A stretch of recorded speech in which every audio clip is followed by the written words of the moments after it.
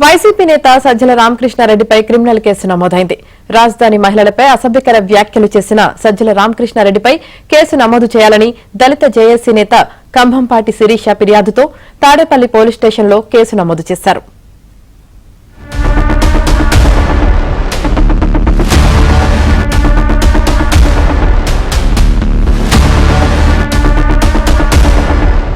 రాజధాని అమరావతి మహిళలపై సాక్షి టీవీలో అసభ్యకర వ్యాఖ్యలు చేసిన జర్నలిస్టు కృష్ణంరాజుపై చర్యలు తీసుకోవాలని రాజధాని రైతులతో పాటు మహిళలు రాష్ట్ర వ్యాప్తంగా నిరసనలు చేపట్టారు.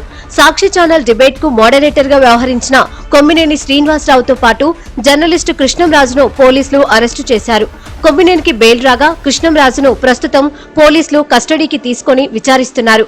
చంద్రబాబుపై కోపంతోనే తాను రాజధాని మహిళలపై వ్యాఖ్యలు చేశానని, తనకు వైసీపీ నుంచి డబ్బులు వస్తున్నాయని కూడా ఆయన పోలీసుల విచారణలో అంగీకరించినట్లు వార్తలు వచ్చాయి.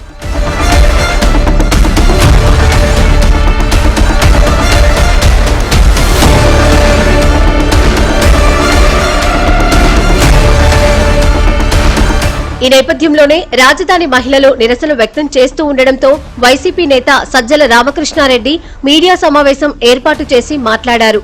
సాక్షి టీవీలో జరిగిన చర్చకు వైసీపీకి సంబంధం లేదని, కొమ్మినేనిని అరెస్టు చేయడం అన్యాయమని వ్యాఖ్యానించడమే కాకుండా తెలుగుదేశం పార్టీకి చెందిన నేతలే నిరసనలు చేయిస్తున్నారని కూడా ఆరోపించారు. నిరసన వ్యక్తం చేస్తున్న మహిళలంతా సంకరజాతి వారంటూ అనుచిత వ్యాఖ్యలు చేశారు.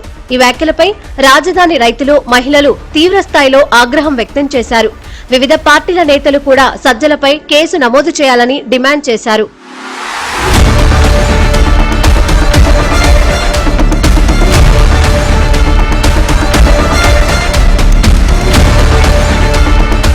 ఈ నేపథ్యంలోనే రాజధానికి చెందిన కంభంపాటి శిరీష తాడేపల్లి పోలీస్ స్టేషన్లో సజ్జల రామకృష్ణారెడ్డిపై ఫిర్యాదు చేశారు.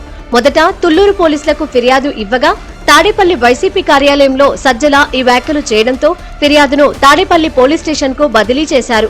దీనిపై పోలీసులు దర్యాప్తు చేపట్టి ఆదివారం కేసు నమోదు చేశారు. అయితే తనపై రాజధానికి చెందిన మహిళా జేఏసీ నేత కంభంపాటి శిరీష ఫిర్యాదు చేసినట్లు తెలుసుకున్న సజ్జల రామకృష్ణారెడ్డి తనకు ముందస్తు బెయిల్ ఇవ్వాలని హైకోర్టును ఆశ్రయించారు. అయితే ఈ పిటిషన్ విచారణకు రావాల్సి ఉంది. ఈలోపే సజ్జల రామకృష్ణారెడ్డికి ముందస్తు బెయిల్ ఇవ్వొద్దని కంభంపాటి శిరీష తరఫున హైకోర్టు న్యాయవాది వివి లక్ష్మీనారాయణ ఇన్ప్లీడ్ పిటిషన్ వేశారు.